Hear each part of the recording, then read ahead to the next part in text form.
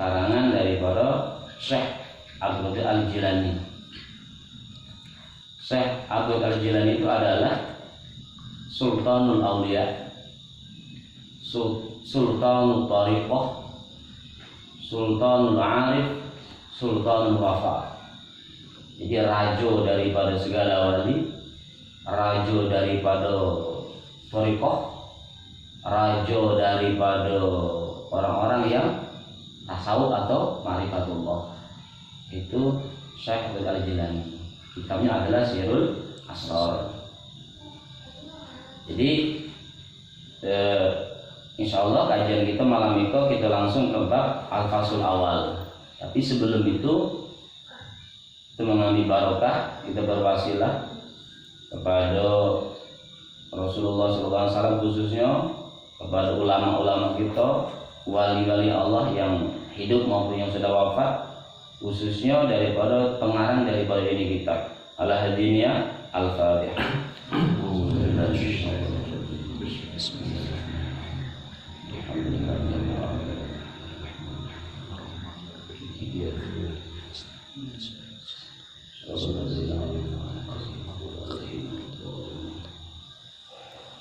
Rabbi shrah li sadri wa yassir li amri wahlul 'uqdatam min lisani yafqahu qawli.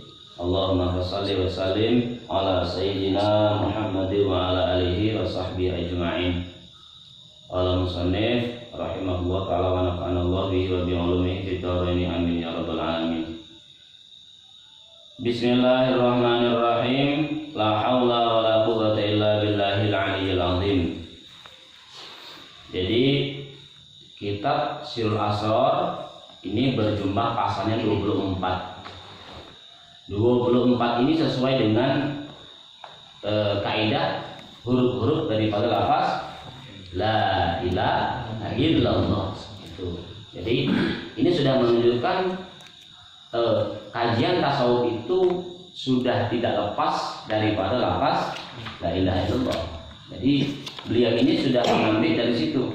Jadi jumlah pasal di dalam kitab Sirrul Asrar ini adalah jumlahnya 24. 24 itu diambil dari 24 huruf daripada lafaz la ilaha illallah Muhammadur Rasulullah. Itu hurufnya. Tapi kalau kalimahnya ada tuh 7. Kalimah lafaz la ilaha illallah itu 7, hurufnya itu 24. Dan juga beliau mengambil dari 24 itu sama dengan hitungan sehari dan semalam. 24 jam. Gitu. Jadi kalau saya ulangi, jadi kalau kalimahnya la ilaha illallah itu ada 7. Kita manusia juga dilapisi dengan 7. 1 kulit, 2 daging, 3 tulang, darah, apa lagi? Sumsum, apa lagi? Urat, sudah itu apa lagi? Rambut, itulah 7 sesuai dengan kalimat la ilaha illallah. Sudah itu mengapa langsung saya bacakan di situ di pasal yang pertama. Satu, kalau kita globalkan di dalam mukadimah itu semuanya itu adalah menerangkan tentang ilmu tasawuf atau ilmu ma'rifatullah. Ya. Karena tidak akan sampai kaidahnya itu insan yang kamil ketika tidak kenal dengan diri. Tetapi perlu diingat, araftu rabbi bi rabbi. Kenalnya aku dengan Tuhanku ya dengan Tuhan, tidak dengan siapa-siapa. Jadi kenalnya diri kita itu kepada Tuhan itu dengan Tuhan juga. Araftu rabbi bi rabbi. Jadi supaya apa ilmu tasawuf tadi? Salah satu supaya kita mencapai ilmu tasawuf adalah kita menghilangkan hijab qalbu. Salah satu hijab qalbu adalah pengakuan itu termasuk menjadi hijab. Satu contoh, mengakui kita yang pintar, mengakui kita yang soleh, mengakui kita yang gagah, mengakui kita yang kaya, mengakui kita yang dermawan. Ini bagian daripada hijab. Nah, Tujuan daripada ilmu tasawuf adalah membersihkan itu. Supaya apa? Supaya tidak ada lagi pengakuan diri. Yang ada hanya pengakuan Allah. Makanya yang sering saya katakan adalah tajalli, menetapkan keakuannya Allah, menghilangkan keakuan diri. Itu yang dikatakan tasawuf. Jadi kalau di muqaddimah itu makrifat itu terbagi menjadi dua, makrifat sifat, makrifat zat. Tapi kalau gitu enggak, makrifat sifat, makrifat asma, makrifat af'al, makrifat zat. Itu kalau sampai ke situ. Ini daripada rangkuman. Dan juga di situ diceritakan bahwa kata Syekh Al-Jilani tadi, mengapa sih manusia itu harus dibalut dengan 4? Satu, dengan Roh Kudus. Roh Kudus itu mengapa dibalut dengan jasmani? Sudah itu alam jabarut, alam lahut, alam malakut, alam kudus. Kata-kata kudus itu tidak populer di kalangan kita Islam justru padahal justru Roh Kudus itu milik orang Islam. Justru kan kadang-kadang kita Islam kadang-kadang janggal ketika mengatakan Ruhul Kudus. Ruhul Kudus itu hanya digemborkan, dikatakan oleh orang-orang Kristen kan, Ruhul Kudus. Padahal Ruhul Kudus itu apa Ruhul Kudus itu? Ruh yang ditiupkan oleh Allah, manafakhtu min ruhi itu di situ. Makanya ini salah satunya mengapa alasannya kita dibalut dengan itu, ruh itu pasti dibalut dengan itu, dengan jasad. Salah satu adalah di situ diceritakan bahwa seandainya roh ini diletakkan di bumi akan hancur seluruh bumi. Saking bentuk kedahsyatannya roh itu. Makanya di dalam hadis dikatakan, kata Nabi di situ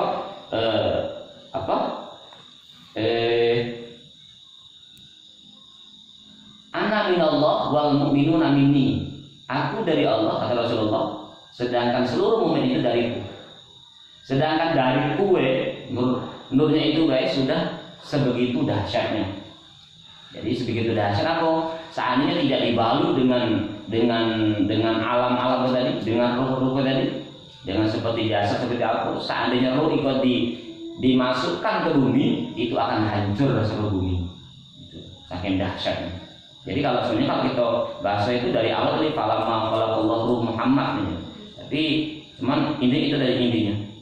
Intinya apa? Intinya supaya kita itu kembali supaya pengenalan diri, kenal diri tadi. Tapi perlu kita diingat adalah arabtu rabbi birabbi. Kenalnya aku dengan Tuhanku ya dengan Tuhan. Itu di situ. Itu intinya itu. Jadi kita kenal Allah itu bukan karena kita yang pintar. Bukan karena kita yang soleh, bukan karena kita yang banyak ilmu, tidak. Kalau masih ada pengakuan macam itu belum. Karena ada kaidah, bahkan ada kaidah orang yang sholat masih membaca, masih merasa dia yang baca itu sudah ini tidak masuk dari kaidah khusyuk. Sholat, satu contoh kita sholat secara syariat, sholat tapi ada pengakuan bahwa kita lagi baca itu sudah keluar dari koridor khusyuk. Itu di situ.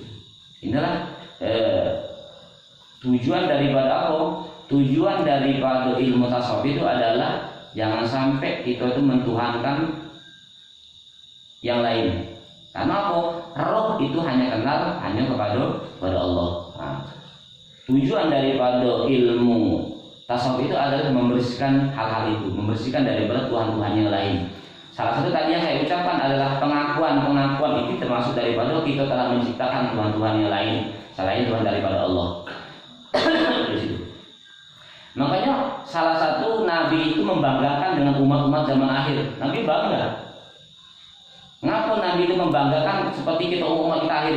Satu, Nabi itu membanggakan umat-umat. Karena apa?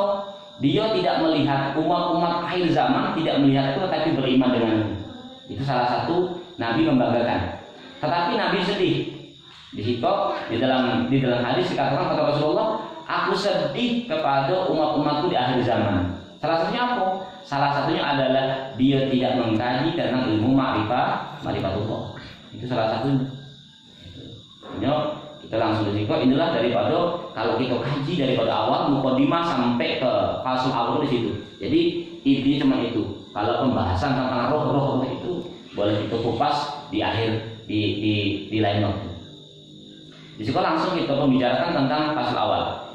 Al-fasl awal fi bayani ruju'il insan ila watanihil asli. Pasal yang pertama ini adalah ya, di dalam menerangkan kembalinya manusia kepada tempat yang asli. Mana tempat yang asli? Roh tadi. Ini pasal yang pertama ini membahas tentang manusia itu supaya kembali kepada derajat asli. Apa itu derajat asli? Roh itu tidak kenal selain Allah. Jadi namanya orang-orang sebelum mengkaji ilmu tasawuf itu sama dengan orang lagi koma. Karena apa? Karena dia tidak sadar diri. Banyak pengakuan. Ya. Saya ulangi, al-faslul awal fi bayani ruju'il insan ila wad'il asli.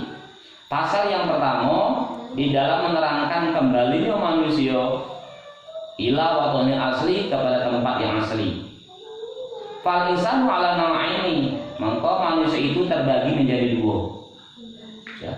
Dikatakan manusia itu terbagi dua. Kalau sebelum adanya kaidah manusia, ini bisa bahain. Apa itu bahain? Ya hewan-hewan seperti hewanan. Makanya di situ dibahas fal insanu ala naw'aini, maka manusia itu terbagi menjadi dua, jasmani wa ruhani. Ada jasmani, ada ruhani. Jadi yang sering saya sampaikan, ilmu itu ada ilmu syariat, tentunya ada ilmu hakikat. Bahkan di situ pun sudah ada keterangan bahwa yang sering saya sampaikan, sholat itu ada sholat syariat, ada sholat hakikat. Haji itu macam itu sama ternyata. Yang sering saya sampaikan ternyata di situ juga ada syariat. Bahkan toharoh secara syariat dan toharoh secara hakikat juga ada. Jadi selama ini yang saya sampaikan alhamdulillah sesuai dengan kaidah dalam kitab Sirrul Asrar.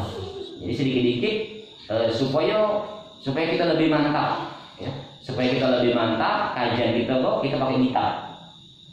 Saya ulangi, fal insanu ala naw'aini, maka manusia itu terbagi menjadi dua, jismani wa ruhani, jasmani dan ruhani. Fal jismani insanun am, maka jasmani itu adalah manusia secara umum. Ada manusia secara umum, ada manusia secara khas. Sama dengan ilmu ma'rifatullah yang pernah saya sampaikan. Ada kaidah awwaluddin ma'rifatullah, permulaan agama adalah mengenal Allah. Itu ada dua juga. Ada pengenalan secara umum, ada pengenalan secara khas, secara tertentu. Orang sudah yakin adanya Allah, orang yang sudah yakin adanya Rasulullah Muhammad bin Abdullah itu juga dikatakan ma'rifat, tapi secara umum. Padahal kaidah kita itu ada secara umum, ada secara khas. Maka juga di situ disampaikan jasmani manusia itu secara umum, wa ruhani khasun muhimun ila watani wa huwal qurbah.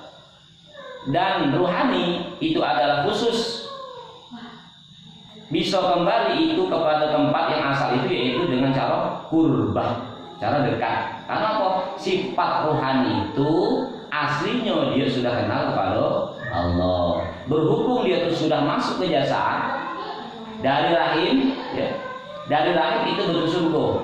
Maka rahimnya seseorang itu yang sering saya sampaikan, ketika seseorang itu masih di alam rahimnya seorang ibu, ini juga saya sampaikan, saya katakan ini juga bagian daripada surga.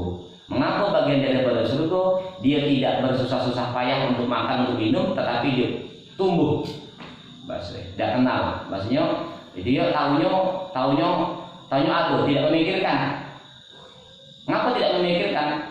Dia itu punya tangan, punya kaki, tapi tidak memikirkan untuk apa tangan, untuk apa kaki, tidak. Seperti itulah orang-orang yang ada di dalam surga. Orang-orang yang sudah kenal dengan Allah. Begitu keluar dari rahim, Sebelum balik kan belum apa-apa. Tapi setelah balik dia sudah masuk karena sudah dipenuhi dengan nafsu. Nafsu